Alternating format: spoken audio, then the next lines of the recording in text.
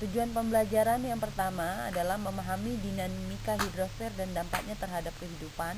Kedua, mendeskripsikan tentang dinamika hidrosfer dan dampaknya terhadap kehidupan. Mengklasifikasikan tentang siklus hidrologi. Dan yang keempat adalah menjelaskan siklus hidrologi.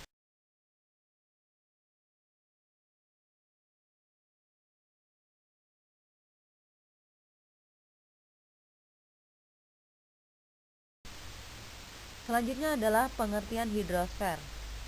Hidrosfer berasal dari kata hydro, yang artinya adalah air, dan sphaera adalah lapisan.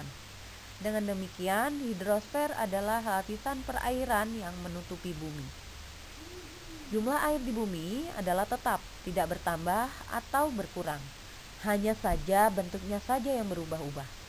Jumlah air di bumi diperkirakan antara 1,3 sampai 1,4 miliar kilometer kubik. Dengan rincian 97,5% itu adalah air laut, 1,75% itu berbentuk es, 0,73% di daratan, dan 0,001% berupa uap air.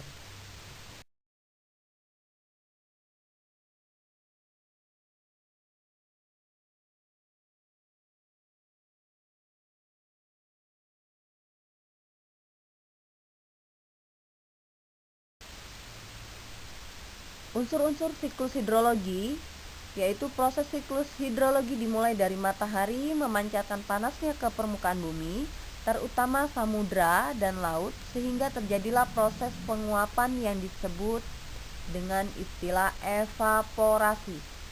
Uap air tersebut kemudian bergerak naik ke udara dan terbawa oleh angin hingga pada ketinggian tertentu. Uap air tersebut mengalami pendinginan dan berubah menjadi titik-titik air. Perubahan uap air menjadi titik-titik air disebut dengan proses kondensasi.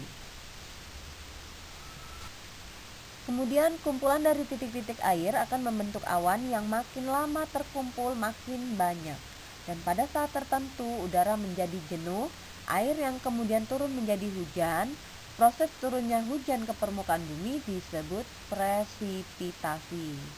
Hujan yang turun sampai ke permukaan bumi ada yang mengalir menjadi aliran permukaan yang disebut runoff dan ada yang meresap ke dalam tanah. Proses peresapan air ke dalam tanah disebut infiltrasi.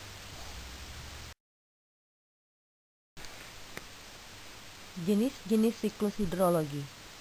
Siklus hidrologi dapat dibedakan menjadi 3 macam, yaitu pertama adalah siklus pendek atau siklus kecil. Siklus pendek atau siklus kecil yaitu air laut menguap, terbawa angin, mengalami kondensasi dan turun menjadi hujan lalu jatuh lagi ke laut.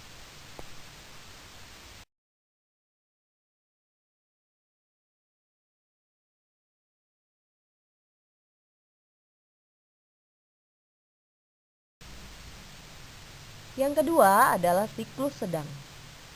Siklus sedang yaitu terjadinya evaporasi, kemudian terbawa angin ke daratan, lalu terjadi kondensasi, turun menjadi hujan di atas daratan, dan sampai di atas permukaan bumi mengalir masuk ke selokan, sungai, danau, dan sampai ke laut.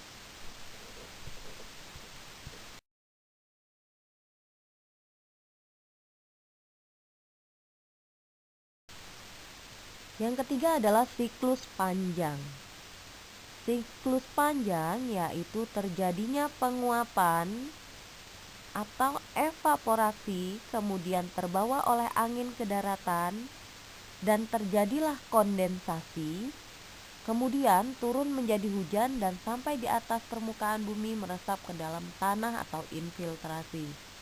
Menjadi air tanah kemudian menjadi mata air dan mengalir ke sungai dan bermuara lagi ke laut.